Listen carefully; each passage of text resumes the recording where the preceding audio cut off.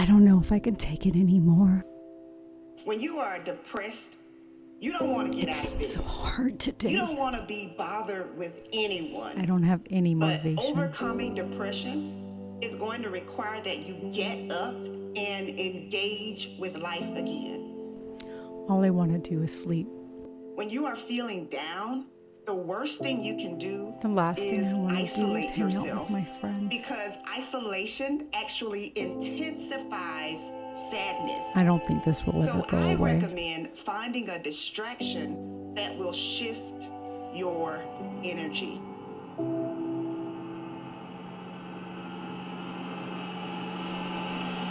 I need somebody to help me.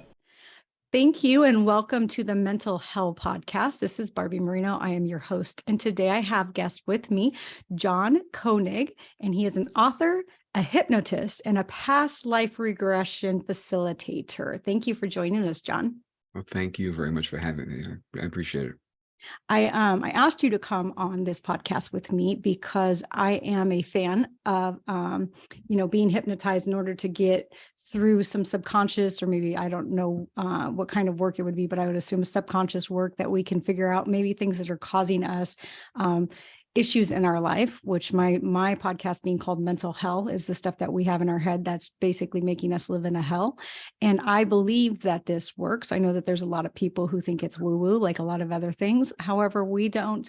We just give information and people can make their own judgments. And that's actually one thing I loved listening to on your YouTube video. You continue to say, I can just give you what I believe, and then you make your own judgments, your own information. And I think that helps because you're not pushing it on people. You just say, this is what I believe.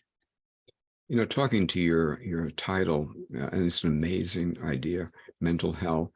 I resonated with that. And a lot of people that do work like I do have had our own time in mental health. Mm-hmm.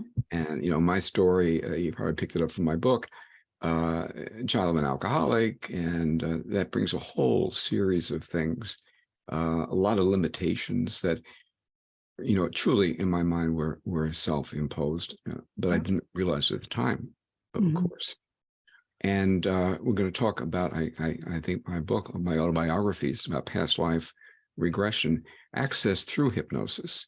But that's not all that I've done over the years in terms of helping people get out of mental hell. I think people like me, in fact, I know for a fact people like me who have more than a nodding acquaintance with mental hell, have a compassion for others. Absolutely. And personally, I would much rather seek help from somebody who has suffered than somebody who's read about it in a book. I agree with you because we can empathize. We've had the experience, and I feel like it's a journey. Life is a journey. And so as we have these experiences in life and we acknowledge them and grow from them, then we have the tools to help other people grow from them. You don't necessarily have to have an MD behind your title in order to understand and help people. You don't have to have degrees and everything like that. Sometimes life is just, it's school in general that teaches us everything that we can do to help others, right? And, you use the word school, in my book, I talk about it as spiritual kindergarten, that here we are learning, and you have a choice. I think any of us have a choice. Am I a victim or am I a student? And, I've been in both of those roles. The student is a heck of a lot healthier. It is. Look at adversity, not simply as, oh my God, now what are they doing to me? Oh, now this on top of that, but to look at it as what the lesson contained within it is. Absolutely. And I choose to look at it that way. Agreed. What would you give us an idea of how hypnosis will help people through these things that they become a victim in their life from? It's you talked about woo and people's negative attitude from movies, and hypnosis is a wonderful tool that you can use as an adjunct, I would say, by the way, to psychotherapy. If somebody is trapped in mental hell, you want to do everything you can to get out of it. And certainly a good therapist working on a consistent basis is part of it. But what hypnosis can do is give you a bit of a boost. And there are a couple of ways hypnosis works. One way is that you can bypass your conscious mind and go into the past. You can revisit trauma. There's a risk attached to that. If somebody will tell me that they think they were molested when they were little and they want to go back to discover it, first I warn them about this thing called false memory syndrome. I can take you back in hypnosis and you will be convinced, if we work at it that way, that it was really the aliens that landed in your backyard that molested you, not your uncle. Right. So when you go back with hypnotic regression, you have to go with an open mind, but a skeptical one. But nonetheless, I've had people get remarkable results from that. Typically, I work with psychotherapists, and I want to know that that client is going to be with a therapist either later in the day, or sometimes they come in the room. I've had them sit in the office with me. The other thing is direct positive suggestion. I raised in this, I was raised in a strange education about the way words affect minds. When my father would say, "What's the matter with you?" And as a little boy, I would think, "Oh, it's a good question. What is the matter with me?" My father would say, "Why can't you do anything right?" I say, "Damn, that's worth contemplating." Right. So one of the things we do in direct suggestion is we reverse those things and we create new belief structures. I mentioned when we first started chatting, or I think it was us, by the time we're 7, you and I and everybody else have figured out more or less how the world is. Right. We've determined can you trust people? Are you a good person? Are you a strong, smart person, attractive person, or are you a piece of shit? Right. And when you're raised in some degree of dysfunction, you know what the answer is. So direct suggestion, if someone were to tell you you're a worthy, valuable person, and you're in mental health, your inner voice will say, "Bullshit, nonsense, that's ridiculous. I don't believe that." Exactly. In hypnosis, it can filter in. I also do a thing I call the possibility process, taking those negative questions I was raised in and phrasing them as open-ended positive questions like, well, here's one I do with clients all the time at a certain point. What if it turns out there's nothing wrong with you and a lot that's right? What a great place to stand to live inside that question. Why do you always know exactly what to do? Why is today going to be a wonderful day? Right. Why is this podcast going to change my life? Well, maybe the answer is you were ready for a change. Right. Or, going back to a father statement, like, why are you worthless or whatever? You could say something similar to, what do you add to the world? Or why do you add so much to the world? Right. Yeah. Why do you? There's a fellow your listeners might find interesting, Noah St. John. He wrote a book called Affirmations that I highly recommend. Okay. And his thing, he talks about how, affirmations, you're trying to throw stuff into your subconscious mind. And of course, your subconscious mind is back, knocking it back. If anybody remembers, what's his name, Smalley on Saturday Night Live, he was this nerdy guy that would look in the mirror and say, "You're smart enough, you're good enough," but he didn't believe a word of it. Right. Not a word. So this guy, Noah St. John, he was trying to become an actor. He was broke in Los Angeles, had no money. And he had Post-it notes with affirmations all over the place to get himself out of mental health. You're great, you're talented. Meryl Streep and you get $1 million checks for your next whatever. And he realized in the shower, he didn't believe a word of it. Right. And that the mind functions as in a question answer machine. So what I've done with Noah St. John's work is taking that to a different level. In hypnosis, instead of, he would say, an affirmation, you should read the book, anyone. Yeah, I definitely will, for sure. Why am I so smart? And so I in hypnosis, at the end of it, I'll leave my client with a question. So you'll find yourself living inside the question, am I so intelligent? And then the brain wants to solve that, right? Because the brain wants to solve that. Yeah. So you give it a new task. Love that. And then I give it possible suggestions. Well, maybe it's because you've learned. Maybe it's because the universe has decided you need a break. So hypnosis does that kind of thing for people. And again, I would really suggest people consider it as an adjunct if they really are in deep mental health to other things they might be doing.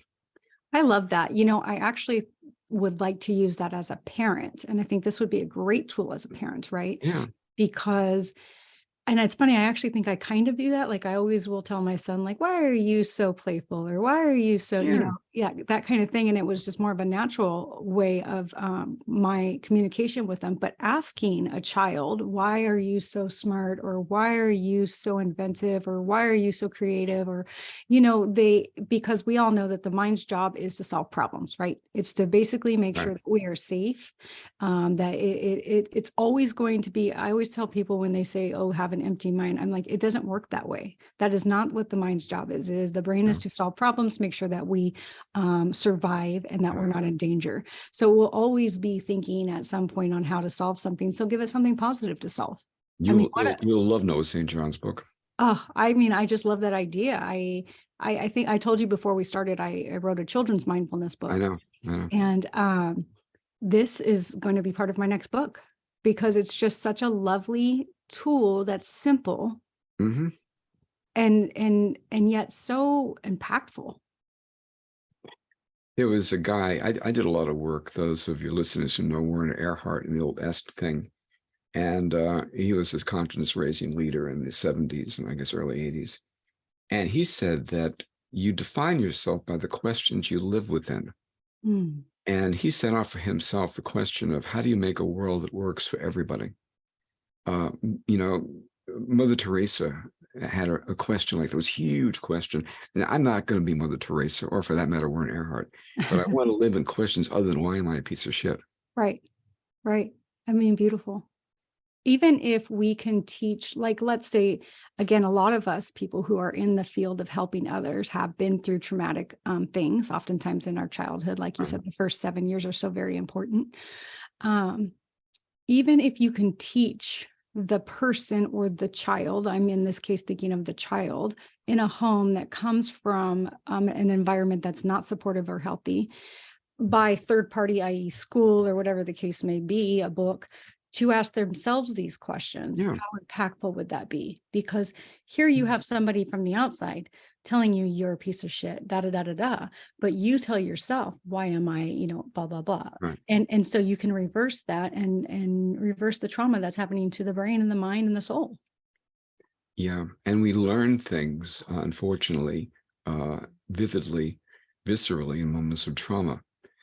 So, when someone is upset, like they're getting, yelled at and they're little, and you tell them something, it sticks. In fact, there are two ways to do that kind of deep learning. One is trauma, and the other is hypnosis, where the mind relaxes. But when you're in trauma, you'll grab any way out, any way out. In hypnosis, you can edge something in. Yeah, because you could grab any way out, not being a healthy way out. Exactly. Yeah, if you're in trauma. So I know that you have psychotherapists and people that you work with in the psychology field who actually refer to you. Tell me how important it is for people to work with some sort of aftercare once they've done this hypnosis. It really is going to depend on the issue. Okay. Majorly. A lot of my work, you would never believe what it's like to sit in. Most people wouldn't in my office, where somebody in the first session might have been molested and working out of that. Somebody else in a horrible relationship, followed by a golfer who wants to improve her swing. And then getting into a person that's a job interview coming up and they want to be present and they want to present well. It's anytime you want to change the way you think, act, or feel, hypnosis can be a tool for you. So it doesn't have to be that I was molested as a child, but it could very simply be that, maybe I fidget when I'm talking to people.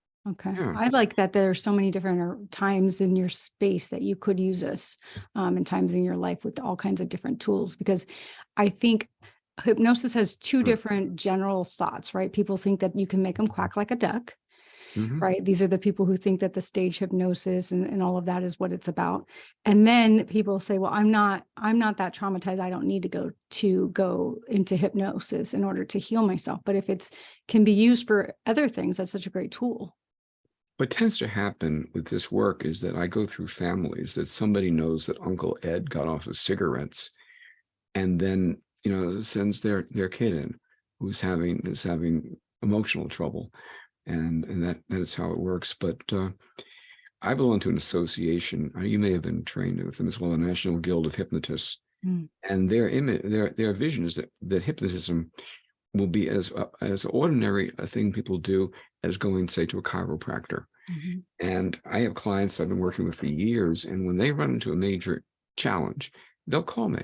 Right. They don't call me every day. I might not have seen them for like 3 years. Right. But they'll know that if they get up against it, I can help them find a way out of mental hell. Yeah. Or whatever else, or improving their golf swing. Stay out of the sand trap. And there are sand traps in life, as we well know.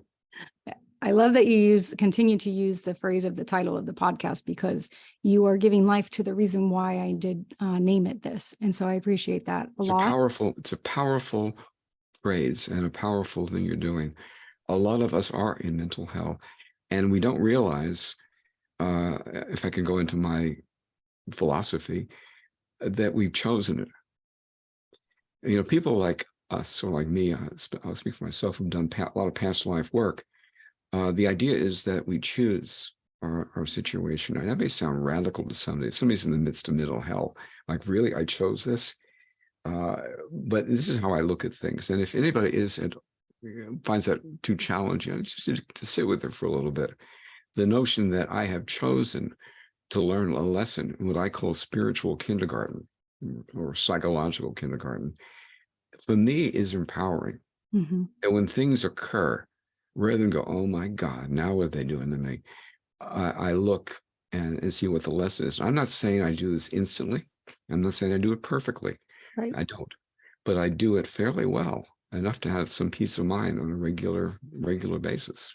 And that removes the victim mentality. There is no victim mentality.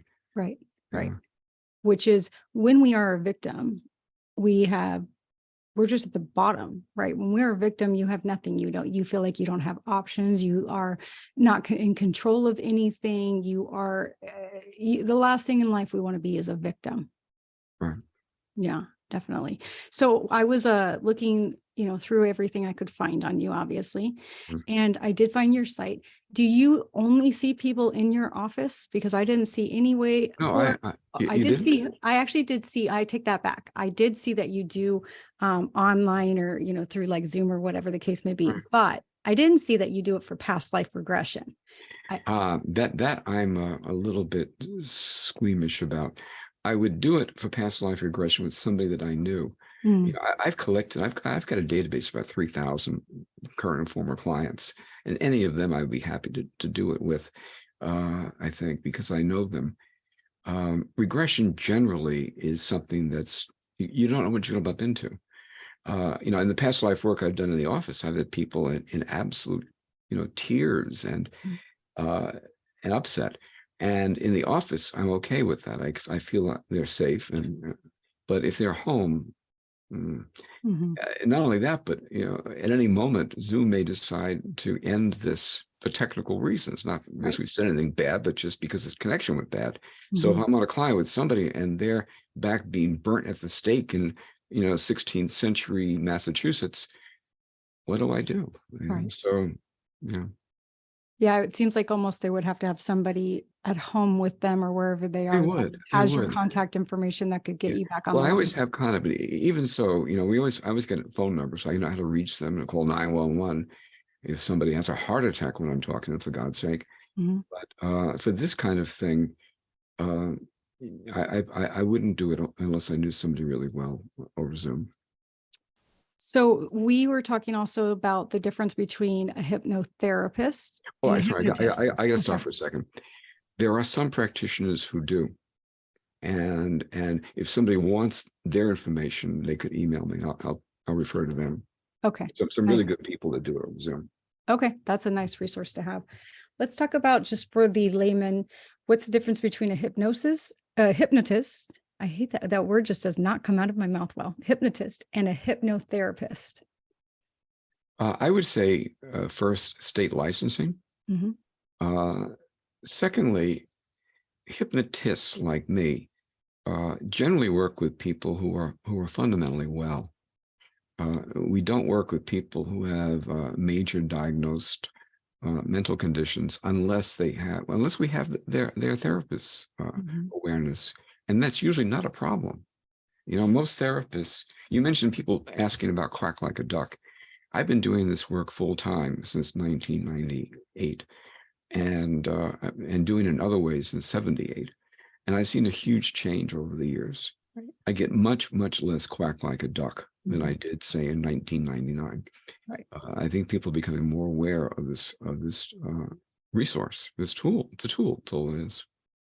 Your history. So since you've been doing this for so long, when you first started doing this, tell me what it was like being somebody who, is a hypnotist in 1978. What was that like for you? Well, at the time I was working, I went to hypnotists because I was a madman. I wrote TV commercials. Yes. Duncan Hines cakes, Crisco shortening, that kind of thing.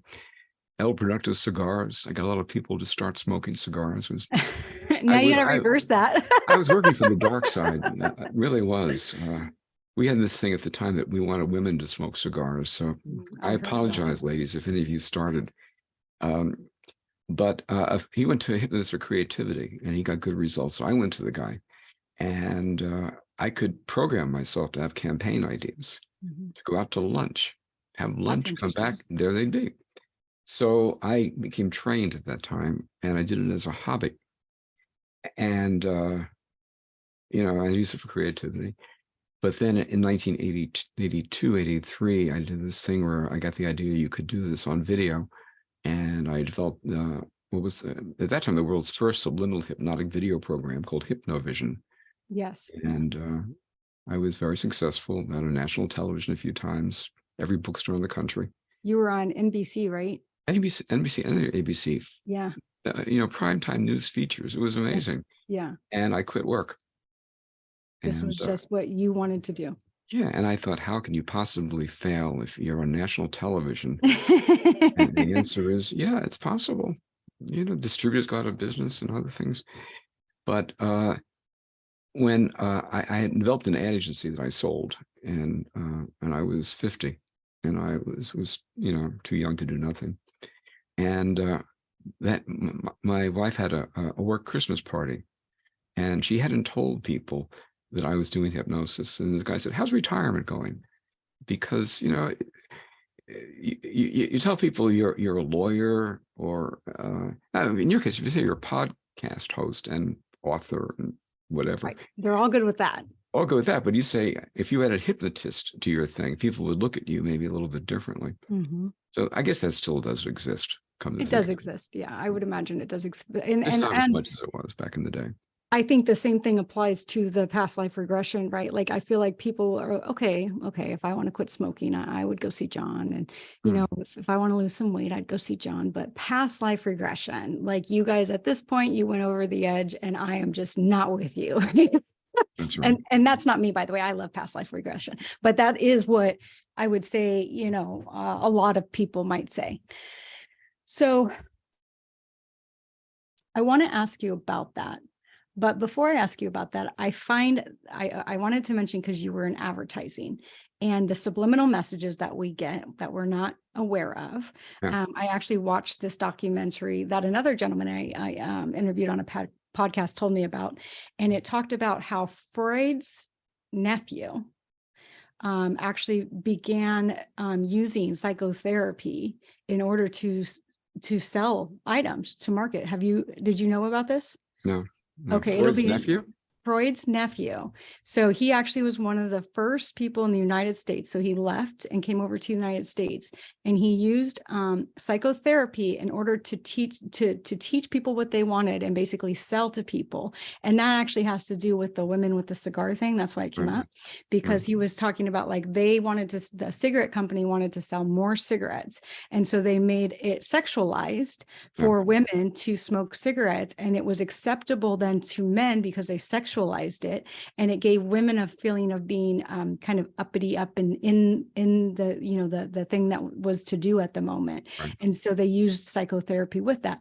The reason why I bring it up is because we have traumas in our lives, but we also don't realize how many other subliminal messages are coming into our mind that we are unaware of, that I would imagine through hypnosis, we might discover more things we had no idea that we were ingesting in our mind and taking and using in our life. Do you see a lot of that?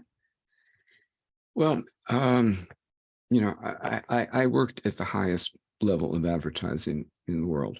Mm-hmm. Procter and Gamble clients, we had a staff of psychologists. Our work was research driven. And I will say this for the record, nobody ever suggested or considered putting a subliminal message in a national advertising program. You would have been left out of the office. It's nonsense. The liminal, though, what you hear is horrible. Right. One of my campaigns was Chris Grow shortening. And we call it, the campaign's name was Fear of Failure. Yeah. And we would link woman not cooking properly to her self-esteem. Yeah, and, that's and what I'm we talking knew about. Isn't that crazy? I call that liminal. And that's pretty friggin' direct. We didn't have to put, you know, you're an idiot if you use the enemy in type. We beat them over their heads with it. Yeah. So you're right. The subliminal thing is you don't really know what you're being exposed to. Right. And one of the things about the structure of a TV commercial, it begins by capturing your attention. So, you know, there's a bang of some sort. Like in that campaign, you see this poor woman and husband comes over and says, "Gee, honey, your chicken tastes kind of greasy." And the boss is there, you know, in the background, and she takes it, and you hear her say, "I felt terrible." So once you've got them hooked, then the mind goes into almost like a hypnotic state. Yeah. So they're not listening carefully. So that's, I guess, it becomes subliminal in that sense, and they're absorbing the message. How they failed. How they failed. And that's one of the reasons why advertising for kids is monitored, because they have no filter. And if you tell them they need something, they need something. But I'm talking about the national level. I'm not talking about like a local merchandising, you know, come to our sale, but the stuff that's designed to mess with your head. Yeah, the stuff that's designed to make you a consumer, right? The stuff that's designed to make you a consumer, a continual consumer who will continue to buy products and feel like if you don't, you're a failure or have fear or you're not good enough or everything that messes with us. And then we feel like we're in mental hell. Mental health. We stop becoming human beings and start becoming human wantings. I want. Gotta have that. I have clients who watch television with their credit card out in case they see something they need to buy. Wow. Well, and that's basically like I say, wow, right? But what is the difference between having your credit card out and having your phone out and scrolling and buying? There's no difference, right? Which I am somebody who has done that, right? So the idea of having your credit card out and watching TV is preposterous, right? But then if I'm going to scroll my phone and buy 20 things on Amazon in the next hour, you know, it's okay. It's funny how we tell ourselves these things. Talk to me about let's go into past life regression. I find this is it's my show, so I get to talk about what I want. Yes, you can. And I find this as intriguing, but also because I am a believer of it, I do believe that we do choose our lives. We and carry things over from past lives. There is, you mentioned something on your video, but there's a very famous story about a young boy who remembered very specifically about being a pilot who died, and he remembered like the plane number and all of these different things to where it was so accurate they couldn't say he didn't, you know, it was like, how do you say that this kid got the information from anything else? Talk to me about past life regression, how you feel like it helps people. Well, first, you know, that was in, I think the Netflix video had that one, documentary. I just want to say a name, Ian Stevenson, that if anybody is curious, he's been working at University of Virginia, or he's deceased now, but he's documented 2,500 plus, and his people of those. To my way of thinking, the work in the University of Virginia Division of Perceptual Studies proves that reincarnation is reality. Again, you don't have to believe me, look at their research. But how it helps people, I'll give you a real world example. As a small business person, I'm dependent on reviews. Right. And Yelp reviews and that kind of thing. And I got this review from a woman I never worked with, a 1-star, scathing about how terrible a person I was. And I had mishandled her appointment schedule, and I went nuts. I felt like she'd attacked my credibility. I gently tried to get her to recant. No, the more I talked to her, the worse, the more she put up on Yelp. And I was beside myself. And I recognized that it was over and above what the situation warranted. Mm-hmm. And I called a fellow practitioner. I'll give you the guy's name, David Quigley, out in California. Wonderful, wonderful practitioner. And we did a past life regression. And I find myself as a monk and a cleric and teacher, maybe 15th century. And I am the happiest guy in the world. I got my books. God and I are good friends. And I'm teaching students. I teach students how to become priests, monks. And the Archbishop's nephew comes into my class. And nephew was a term which meant the Archbishop's illegitimate son. Mm-hmm. Doesn't want to be there and is disrespectful to me. And I went through the same emotions magnified. How can he's disrespecting me? And as Brother Thomas, I go to the abbot and complain. And the abbot, unfortunately, I discover is in the Archbishop's pocket. I get called on the carpet, and the Archbishop berates me for insulting him and his nephew. I get demoted, and I'm beside myself. So that guy ends up hanging himself. So as Brother Thomas, I commit suicide. I just can't stand it. And every life, my sense is you leave a life with maybe some skills, but more likely with a lesson and a mission for next time. And what got Brother Thomas was his pride. His extreme pride. He couldn't just let it go. He had to be right. So in this life, that's one of the things I get to deal with. And I did this thing with Quigley, and I wasn't thrilled about the review afterwards, but I felt much, much, much better. Right. When a person is trapped in mental hell, sometimes psychotherapy isn't going to touch it. Sometimes medication isn't going to touch it. And past life work is one thing you might do, amongst others, to try to touch it.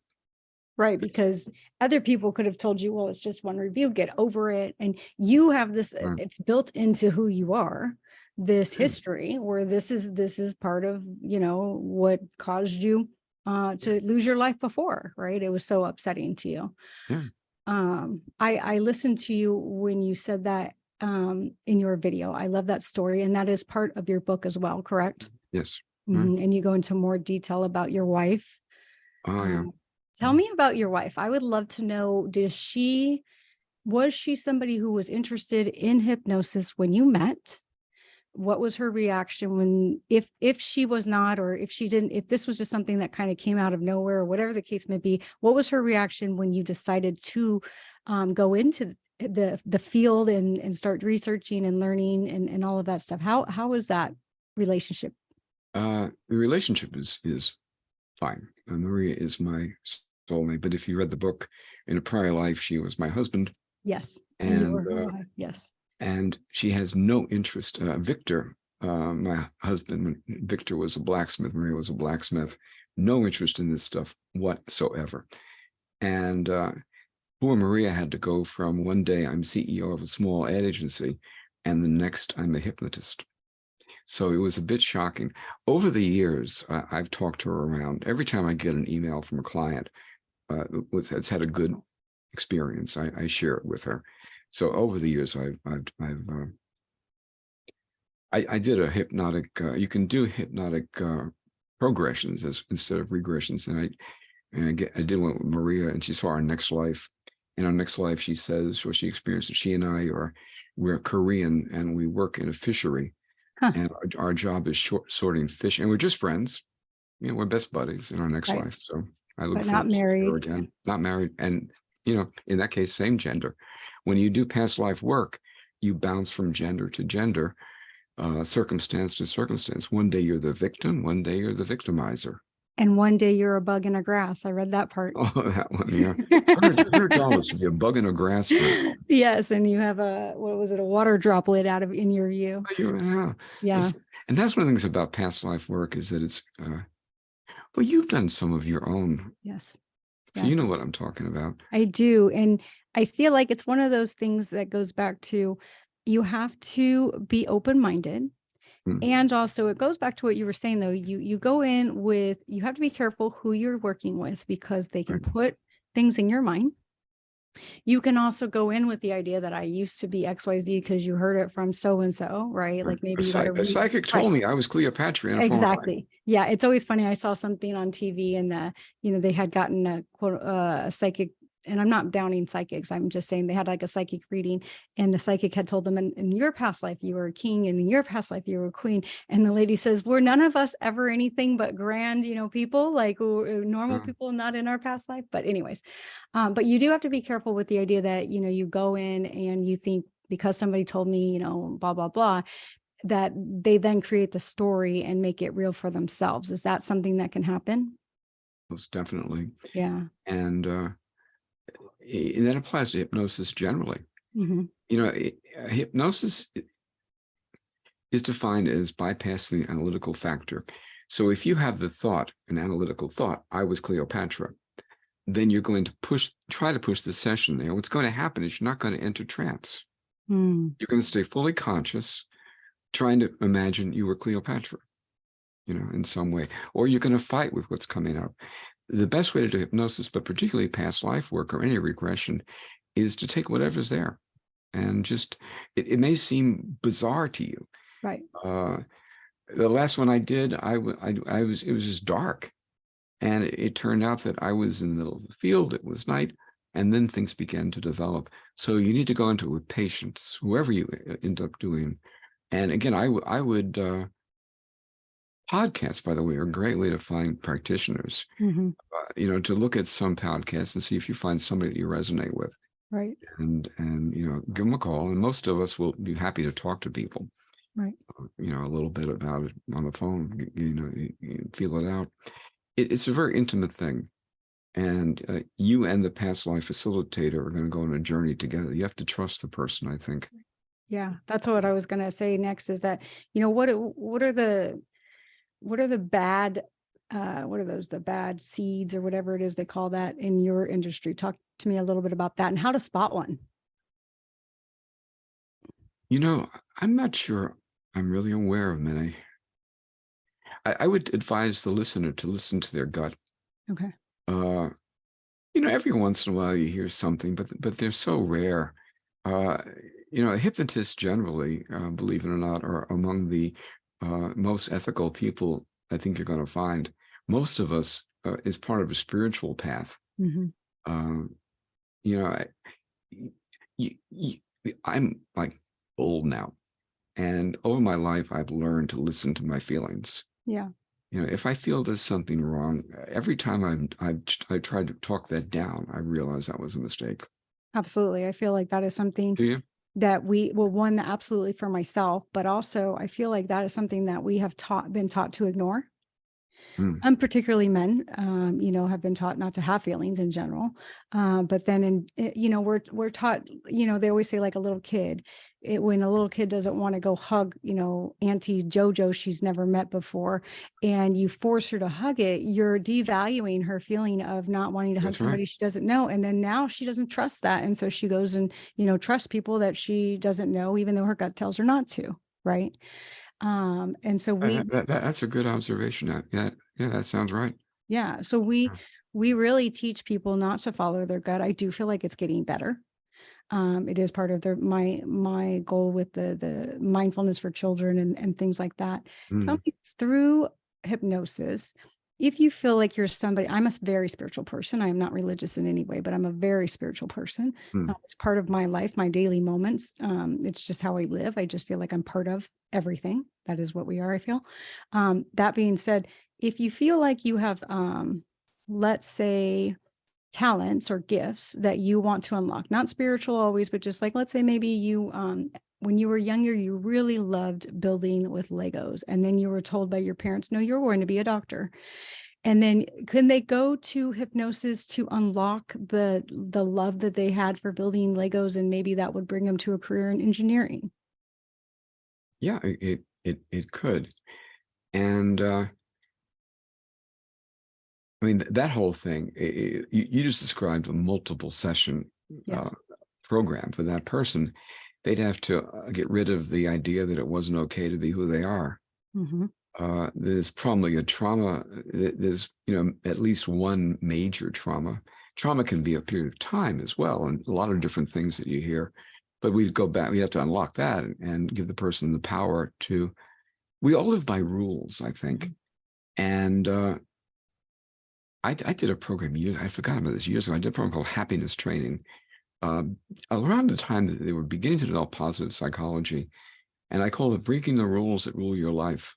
And what happens when we grow up is we decide how life is to be. Mm-hmm. And, a rule like, don't trust your feelings. You take that on, that becomes your rule. Right. You picked it up from somewhere, it became your rule. And if you've got maybe 10 or so of these major rules, don't trust people. Mm-hmm. Well, in my case, like there's something wrong with you. Mm-hmm. I spent years, decades trying to find what was wrong with me. Mm-hmm. And you have all these mandates. So in hypnosis, we basically usually work with belief structures. Alter the belief that you are like mental hell. When people say to somebody, snap out of it, Ugh. Of course it's ridiculous. Right. But on the other hand, when you get well, you snap out of it. Right. Something occurs. You just Mm-hmm. can't force it to Mm-hmm. occur. Right. Yeah. That touches a subject with me because so I grew up with a mother who was divorced, and she was a single mom. My dad, cheated on her and blah, blah, blah, the story, right? That's But right. so she hated men. She absolutely hated men. Even though she had an amazing father, she had hated men because my father hit her, and she was, she had a lot of traumatic things that happened. And so she raised myself and my brother. And my brother, my mom very verbally hated men. And so to be a boy who's Oh my raised by a God. woman who Your hated poor men, brother. and he still, I would imagine to this day, because I don't feel like anybody ever acknowledged the fact that he lived with a mother who hated men. I think he still carries that with him to this day.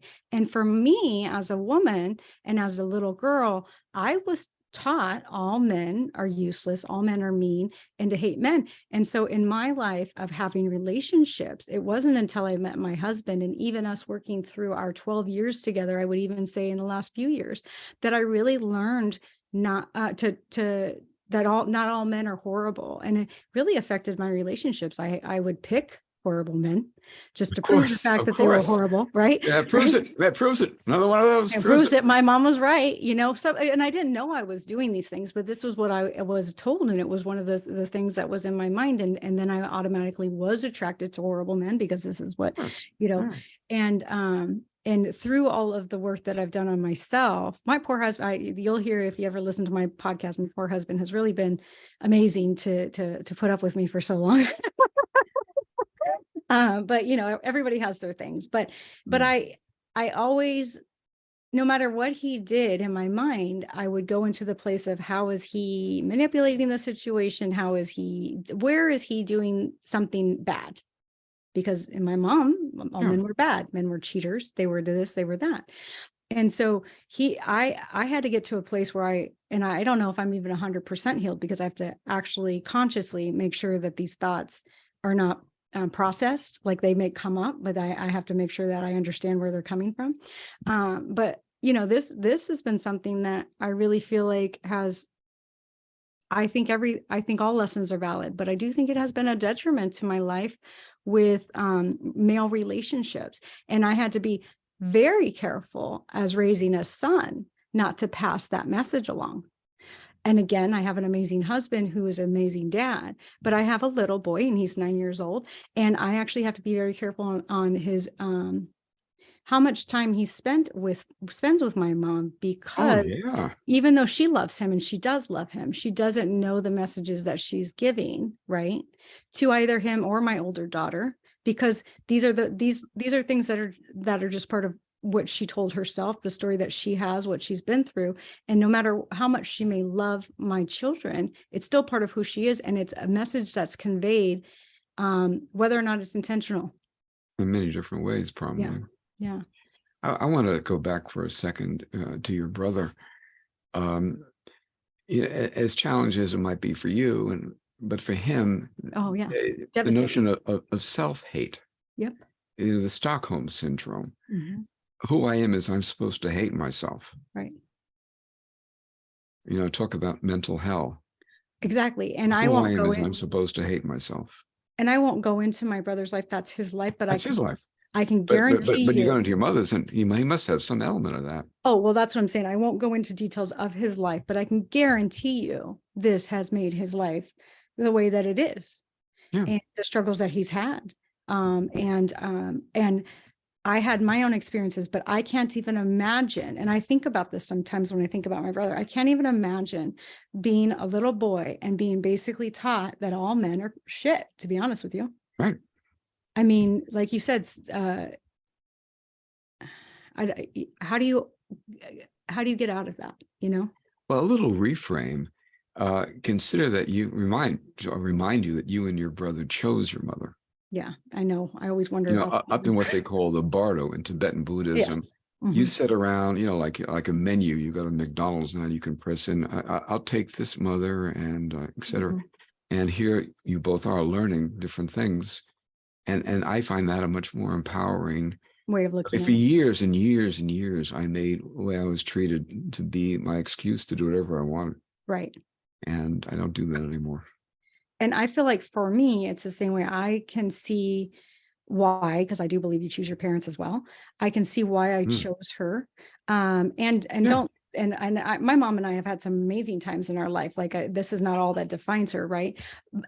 And I can see that if it wasn't for all of these experiences, I wouldn't be who I am today, which I'm very happy with who I am today. And I know that he chose her for his own reasons and stuff. And I also think that it's important to validate that it would have been hard. Yeah. I want to share one thing with you specifically. I did this thing. I was giving a talk on what I do, and it was a thing for traditional practitioners. And I stayed around after my talk, and there was a woman who was a PhD nurse, and she was also Native American, was doing this thing about imagine your own death. So, I'm lying down on the floor with 20 other people and imagining my own death. And she's pointing out that some people don't move on. They're stuck. And I'm thinking, oh my God, I'm stuck. I'm going to be one of these stuck souls. And then I began to move up. Oh, you read this in the book. And I go out in the book and I meet my dad. My dad had died a couple of years before, and he and I have it out. Furious, angry. And so I say to him finally, what do you want me to hate myself? Okay, I hate myself. Does that make you happy? And the energy changed. Yeah. And what I got was that he didn't realize, and that he was doing this to me because he didn't think somebody could survive as a male without being a hard man like him. Right. Amateur boxer, tough guy. And, if your mother was at least trying to protect you, maybe, from getting involved with these horrible creatures, these males, what it meant to your son, maybe she didn't want him to be that way. She wanted him to be a nice guy, but it came out in this twisted way that has a lesson hook in it. I agree 100%. And that's a beautiful way to look at it. Because in your situation, your dad just was toughen up. That's the way the world is. I got to get this kid tough, right? Yeah, get him tough. And I point out the negatives all the time, every day. In my situation, my mom was probably trying to keep me from meeting a man like my father. Although that's exactly what I chose, Of course. but it wasn't a malintention, right? No, not a malintention, although it looked like a malintention. Right. And that sure. brings me to what everything is perspective. It's all about perspective, right? When do you think insurance is going to start paying for hypnosis? Well, they don't have a code for it right now, so I don't know. But if you go to a licensed practitioner who will take insurance generally, I've trained several over the years who take insurance, and they can code it as just a psychotherapy appointment, and they can do it for you like that. So, if you got insurance and limited funds, find a hypnotist that is also a licensed therapist. Okay, that's good information, because I would say that most people would just assume you have to pay out of pocket. And, I don't know your fees or other people's fees, but it's always nice if you get a little bit of help. Well, it really is, for sure. Yeah. Yeah, I would say, find, uh, they'll have an MSW or something after their name. Mhm. Nice. And, I mean, we always can say there's a dollar sign attached to it, but what can you really put on the cost of finding peace and learning about yourself, and not going back into, because if we live life to life, I always tell myself I don't want to deal with this in the next life, so I try to get over it now. Because there are some things you just really, I would love not to It's have tough this here. problem next life. Yeah, I would really like to get over this one. I belong to a Facebook group on reincarnation, and somebody posted a few weeks ago, I don't care what anybody says, I ain't coming back. It's tough here. It is. It is. And nobody gets out of life without upset, trauma, upset, reversals, loss of people you love, loss of skills. Yeah. Sigmund Freud, you mentioned Freud and his nephew. Sigmund Freud said the natural state of humanity should be one of profound depression, because Mhm. everything's about loss. Mhm. Loss of people, loss of skills, but it's not. No, We have within us that spirit, that life spirit that will find a way out of the minefield of our childhood. you just have to give it a path. You got to find the path, or the path has to find you. Mhm. And it can happen both ways, a chance encounter, finding the Mental Hell podcast and listening to it regularly, for example. Something somebody says to you, Mhm. a casual thing. You never know where healing is going to pop up from. I'm sure you hear this, but your voice is extremely healing, and also would put me right to sleep. Let me tell you, I'd be like, we're doing a hypnosis session. Yeah, I'm out. I mean, if I sound like Elmer Fudd, I don't think I would do so well. Yeah, no, definitely not. Can we end with how you feel like, in the society that we live in, where we are consumers and we are basically told constantly, what we should be? What's your takeaway? You've experienced life. You've written books. You've met over 3,000 people through your being a hypnotist. What's your takeaway or what's somebody's takeaway from you on all of these things that we have to deal with every day as being humans? There is no cure for it. Love that. Welcome to planet Earth. Mhm. Some things I have learned, and I'll pass on. I read a book when I was about 24 by Dale Carnegie called How to Stop Worrying and Start Living. I recommend that to anybody. It includes the notion of living literally a day at a time. Mhm. If you're in mental hell, you can train yourself to get through today and let tomorrow take care of itself. I think you'll be well ahead of the game. I like that. I think I have to read now 4 books. Thanks a lot. No, I love to read. I couldn't imagine life without books. Thank you. A pleasure. Be well. Be well. And give us your website if you don't mind. Yeah, it's possibilities.nu, N like Nancy, U like unicorn, possibilities.nu. And the name of your book or books? My book is my autobiographies. Yes. An introduction to past life work. And for those on the cover who don't know, the one is your wife in your past life, right? Or was that you? This was me in a past life. That's you in your past life. And this was my favorite one. There you a go. Shaman, yes. An African guy. And if I had to live any of my lives over again, it would be him. He was beautiful. Yeah. I can imagine being a shaman would be a very peaceful. It's a nice job. Yeah. Yeah. Maybe I'll do that next time. Good for you. Not a bug crawling along the ground. Let's do the progression. That way I can see myself as a shaman. Why not? Well, maybe you're a little bit like that now, doing this work, bringing all these people together to get people out of mental health prison. The door is open. You just got to actually first find it and then open it and get somebody to open from the other side if you're equipped for that. Or just realize there is no door, that there's no mental hell, that it's something you just created. It is all of the above. It is all of that, right? And for people like you who help us find a way. why maybe a time is a way out, maybe a path to the future. Because we've been there, I like to be around people that have been there and got out, Mm-hmm. To a degree. No, nobody does this perfectly. No.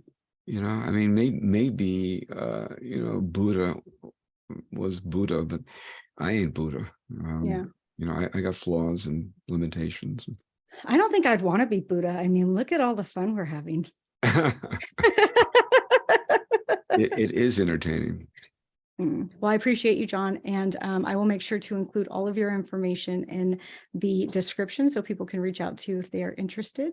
And thank you so much. And good luck with your work. It's important. Mental health is something that you've identified. You've staked that out, and people are going to resonate with it, I think. So I appreciate it. Thank you. Bye for now. Bye-bye.